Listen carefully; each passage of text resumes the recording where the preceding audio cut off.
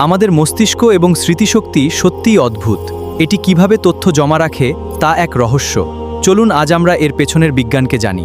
আমাদের মস্তিষ্ক কিভাবে তথ্য সংরক্ষণ করে?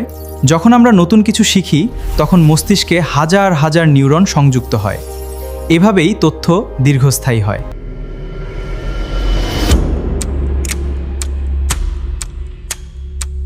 আমাদের ব্রেন কেন তথ্য ভুলে যায়? শুরুতে স্মৃতিগুলো জ্বলজ্বল করলেও পরে ফেড হয়ে যায়। পড়ার সময় মোবাইল ব্যবহার আর ঘুমের অভাবে ব্রেন কানেকশনগুলো অনেক দুর্বল হয়ে পড়ে। কিন্তু আমরা চাইলে এই কানেকশনগুলো আবার উন্নত করতে পারি। একে বলা হয় অ্যাক্টিভ রিকল। যখনই পড়বেন তখন মোবাইল ফোন দূরে রাখুন, এতে ব্রেনের মনোযোগ দেওয়ার ক্ষমতা বাড়ে। এছাড়া পড়া মনে রাখতে চাইলে ঘুমকে গুরুত্ব দিন।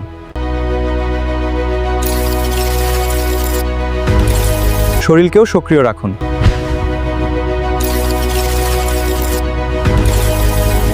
অস্বাস্থ্যকর খাবার ও অতিরিক্ত চিনি মনোযোগ কমিয়ে পড়া, মনে রাখতে বাধা সৃষ্টি করতে পারে। সঠিক খাবার গ্রহণ করুন। সঠিক খাবার ব্রেইনের ভালো স্মৃতিশক্তি। নিয়মিত ইসলামিক অনুশীলন মনোযোগ ও মানসিক শান্তিতে সহায়তা করতে পারে। পড়া মনে রাখতে চাইলে ফোকাস আপনার সুপার পাওয়ার। আজকের মতো আমি ইলিয়াস মুজাহিদ এখানেই বিদায় নিচ্ছি। দেখা হবে আরেকটি নতুন ভিডিওতে নতুন কোনো বিষয় নিয়ে। সে পর্যন্ত ভালো থেকো, সুস্থ থেকো। আসসালামু আলাইকুম।